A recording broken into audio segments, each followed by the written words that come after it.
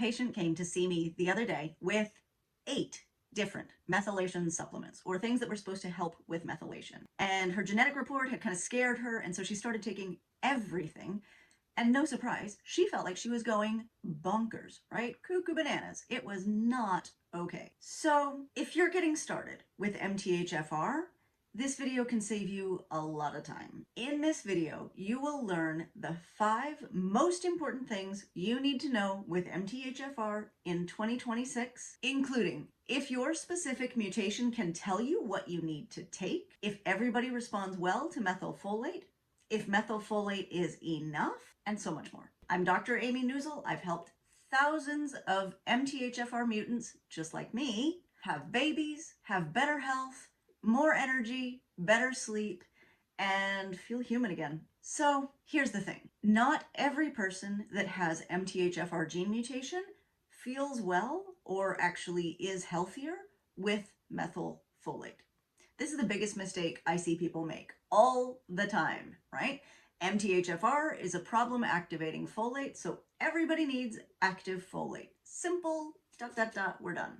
Except we're not. Right? Logically, it does make sense, and it appeals to that sense of control and order. Problem is, a lot of people with the MTHFR gene actually don't tolerate methylfolate at all, ever, right? Humans we aren't living chemistry sets, right? It does not work like that. And when you're just looking at one or a small handful of genes, it can seem like you've got the big picture, but you don't, right? You have this tiny little piece of the picture. So you're not seeing the totality. The totality involves thousands of genes and an overlapping web of processes that are built basically to compensate for everything, right? So your body has fail-safes for everything, and it has been functioning with your gene variances since you were born, which means you're pretty good already at getting around them. That also means that not every solution is going to work for every person, because every person is getting around those gene mutations in different ways. Your body is such a beautiful, elegant system, right?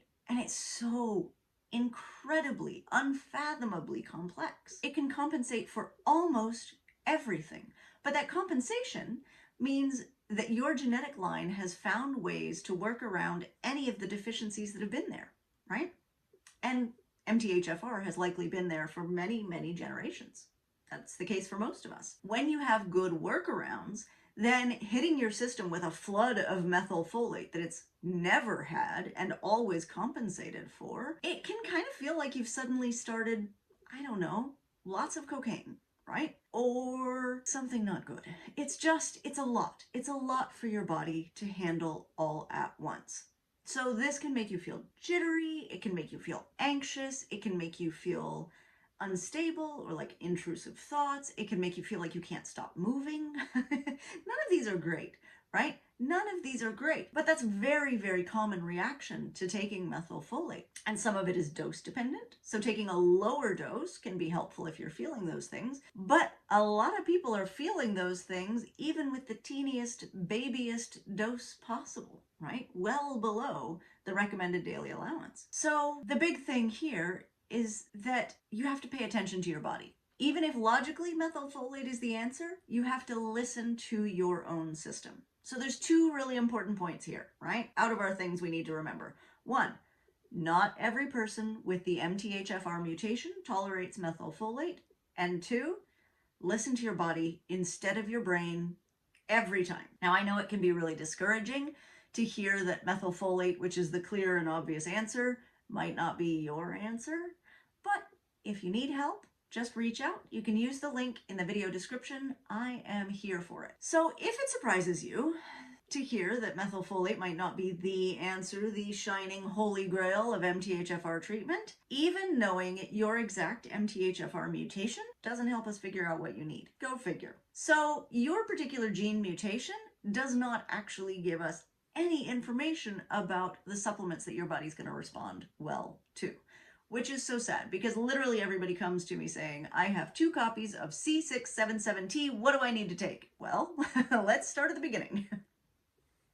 It would be so simple, right? If there was a formula. I have this mutation, here's the supplements, ta-da, I'm done. I mean, I would love it if it worked out like that. It doesn't, but I would love it if it did. So you're a mashup, right? Thousands of genes, not just the 1 or 5 or 20 that you're looking at. You have thousands of genes, and all of those genes have varying states of function. Not only that, there's another layer that's not just the way the genes are written, but the way they're expressing, right? So which genes are turned on and off? Which genes are coiled more tightly? Which genes are more accessible and coiled loosely? This all matters, but we don't have a way to quantify that. So what it comes down to is you are a snowflake. A wonderfully unique, precious, individual snowflake, which means there's no protocol for that, right? You are you alone. And so I don't have an algorithm. Anybody who tells you they have an algorithm doesn't get biochemistry or genetics, right? Like that's not how this works. It's not how this works at all. Okay, that is the kind of thinking, right? Like, so I see a lot of doctors on the internet. Here's my methylation protocol. How nice for you. Except you've obviously never worked with a real live human, right? Because real life humans don't respond the same way to that, ever. So that's the kind of thinking that gets people into terrible trouble because they create confusion with all of these supplements that their body doesn't need, but they assume it does based on the, gene SNPs, the way they're written. And then it ends up giving people symptoms that they didn't have when they started. That's not helpful. So I know this sounds a little depressing and complicated, but there is a system that everyone can follow to find their own best path, right? But you have to follow the system. It's not going to be handed to you. You have to actually step through and figure out what your body likes. And what that means is make a change, see how your body responds. Make a change, see how your body responds. So I can give you the pathway, but I can't give you a protocol. So now you've learned 3 of the most important things. Not every person with MTHFR benefits from methylfolate. Listen to your body instead of your brain. Your brain will mislead you in this. And you can't tell what you need to take by looking at your mutation, but there is a roadmap to follow. So your mutation can't tell you your perfect supplement plan. That's fine. Here's the next trap people fall into. Assuming that if methylfolate agrees with them, more must be better. Right? Too much of a good thing, gotta tell you, is still too much. Sorry. So, let's talk about the people who do tolerate methylfolate. For some people, methylfolate is like the miracle, right? They start taking it and suddenly their brain is clearer. They've got energy they haven't had in ages. Their mood lifts. Their sleep gets better. Like everything is better. It's amazing.